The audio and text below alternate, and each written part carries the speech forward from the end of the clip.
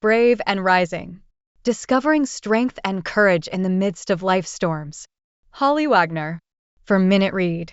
In 1991, 8 scientists lived for 2 years in an artificial environment in Oracle, Arizona, called Biosphere 2. How they did that without a Starbucks is beyond me. Inside the 3-acre closed system was a small ocean, a rainforest, a desert, and a savanna grassland. The scientists produced every kind of weather pattern except wind. Eventually, the lack of wind caused the tree trunks to grow weak and bend over. It is the pressure of wind that strengthens tree trunks and allows them to hold up their own weight. Like it or not, our strength comes when we weather storms. Ugh. So as much as I hate challenges, I think we need them. Proverbs 31 tells us why. At first glance, that chapter in the Bible sounds a bit annoying. While not necessarily a job description, many of the verses paint the picture of this seemingly perfect woman. Who could live up to her? Often she is called the virtuous woman, which sounds like someone who is quiet and does a lot of knitting. No offense if you're a knitter. I am not really good at either of those. I would have been happy for Proverbs to end with chapter 30. Really.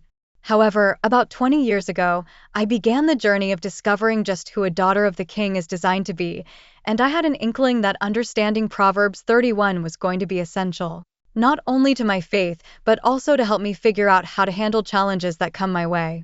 As I studied, I learned that the word virtuous is the Hebrew word chayil and has to do with might, strength, and valor. It actually means a force on the earth. Wow! We are designed to be a force on the earth. I like that. At first I was rather put off by Proverbs 31 verse 15, the verse that challenges us to rise while it is yet night. What? I don't think so. I sleep while it is yet night. The truth is, however, that verse has less to do with the time of day we get up and everything to do with being women who rise up when challenge and chaos and heartbreak and calamity abound. In the darkest hour, she rises. And on a more personal level, perhaps your world is shaking. Maybe cancer has struck your family, or a loved one is addicted to drugs or alcohol, or perhaps divorce has torn apart your home. At times it seems, if for no other reason than the size of the global population, that there has never been more pain, more disease, more famine, and more heartbreak on the planet than now, and yet God has trusted you and me with this moment in history.